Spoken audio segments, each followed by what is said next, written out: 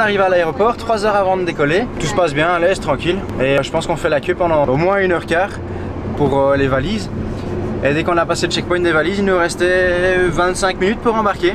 Et on avait encore passé toute la douane et les checkpoints. Donc voilà, le vol attendait plus que nous pour décoller. Le vol s'est bien passé, tranquille. On a regardé des films, on s'est reposé. On passe le checkpoint de la douane américaine. Et là, la machine pour mes empreintes ne fonctionnait pas bien. Donc du coup, il dit ah mais c'est pas grave, mes collègues du service immigration vont t'aider. Donc je suis dans un petit local et dans ce local il y avait 50 personnes qui comme moi étaient là pour le service immigration. Je me sentais un peu comme un étranger. Bon, je suis un étranger mais comme un hors-la-loi.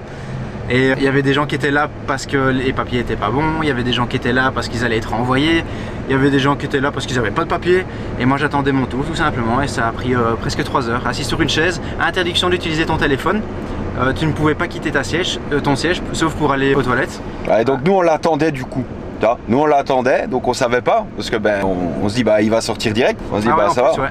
Il va sortir direct, il pouvait prévenir personne. Enfin, il nous a envoyé un SMS en disant je peux pas avoir mon téléphone quoi. Mais bon, quand il allait sortir, on savait pas quoi. Donc on s'est dit bon bah on attend quoi. Et puis après on se dit bah ça va. Bah non, après on a quand même autre chose quoi. On sort, on va chercher la voiture de location que j'avais déjà réservée et payée. Malheureusement, entre le moment où j'ai réservé la voiture de location et le moment où on est arrivé chez Avis, je me suis fait retirer mon permis. Parce que tu t'es fait tirer ton permis. Voilà, téléphone au volant, qu'est-ce que tu veux? C'est comme ça. Et du coup j'arrive chez Avis et ils me disent ah mais pas de permis, pas de voiture de location. Et je dis oui d'accord, mais il y a mon frère, il y a tout le monde ici, ils ont tous les permis, donc c'est bon, hein, on peut juste changer le nom de la réservation.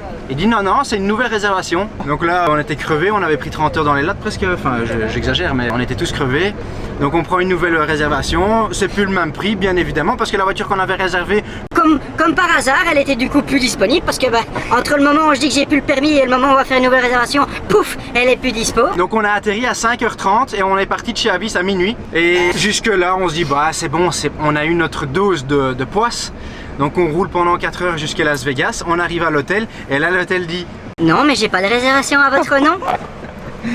C'est les joies d'être avec Mustang & Co aux US. Donc si vous aussi vous voulez participer à ce voyage génial, sans problème et sans contretemps, n'hésitez pas à participer au concours pour venir avec nous. Ouais, pour le coup c'est une expérience hors du commun, ça je vous le dis. Hein. Alors là, voilà, c'est les aléas.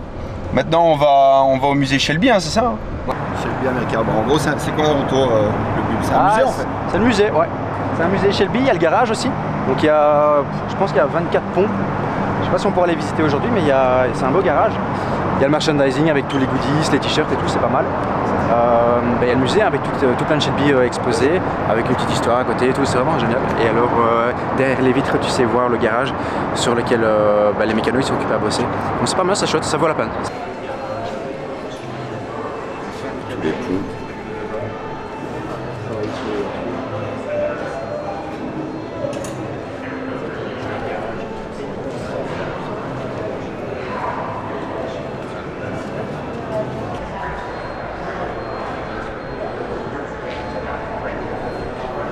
Je ne même pas que la dernière fois il y en avait autant, parce que je pense que la rangée du milieu, il n'y avait pas.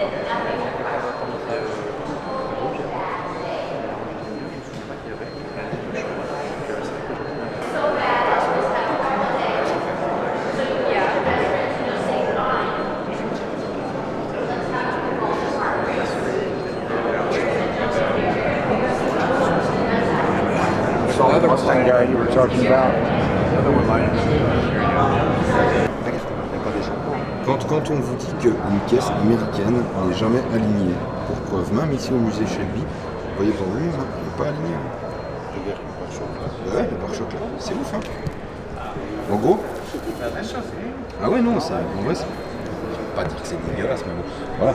En gros, c'était des voitures qui étaient quand même produites à la chaîne. Hein. Le problème, Julien, c'est que les gens, quand ils viennent chez nous, ils disent ouais, les portes sont pas bien alignées, les pare-chocs sont pas bien alignés. Mais tu vois maintenant que c'était comme ça au moment où les voitures sont sorties d'usine ou qu'elles sortaient de chez Shelby. Le but, c'était pas d'avoir des voitures qui... Ouais, voilà, c'est ce qu'on dit souvent aussi. Ouais, ouais. C'est pas des voitures qui étaient super bien alignées. Le but, c'était elles sont pas trop chères, elles sont compétitives. Et pour le reste, ça roule bien, après c'est tout. Ouais, voilà, c'est ça. Je pense que là, même si on fait encore le tour de certaines, on va encore voir certaines qui ne sont pas alignées, quoi. Or que, normalement, je pense que c'est le seul endroit au monde où elle devrait l'être. Elle devrait l'être, mais quand tu regardes même ici, celle-ci, la rouge, tu vois le capot, regarde. Elle n'est pas du tout alignée, mon gars. Pas du tout. Non, regarde, elle n'est pas du tout alignée, quoi.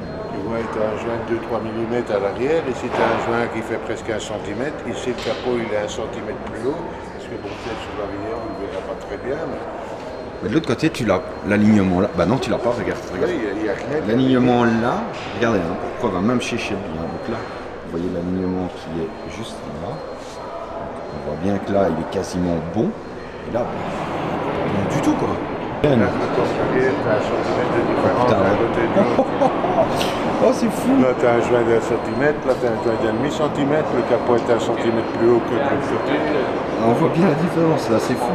Et dites-vous, les gars, on est au musée Shelby, donc en gros, c'est peut-être, je pense, le seul endroit au monde, comme je disais là tout de suite, où c'est des choses qui ne devraient pas être là, mais les voitures, elles sont stock, elles ont été faites comme ça.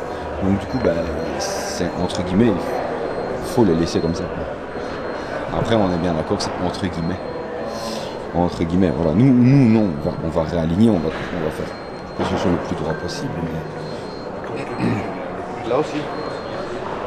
C'est pour le 50e anniversaire.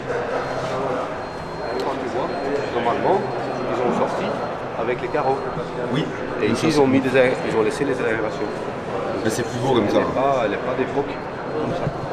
Elle n'est pas d'époque? D'époque, c'était juste les vitres? C'était les vitres, c'était pour la course, donc c'était pour les vitres. Les vitres pesaient moins lourd que oui. Yo, aujourd'hui, grosse journée. On a, je pense, 8 ou 6 inspections de la journée. Aujourd'hui, on va carburer. Donc aujourd'hui, grosse journée au niveau des inspections. Allez, on se voit tantôt. Voilà, on est enfin arrivé à Phoenix en Arizona. On va aller voir une jolie fastback de 1965, une rouge qui est en parfait état selon les dires du vendeur. On va aller voir ça. Tu peux couper. C'était juste pour le bruit de la fenêtre.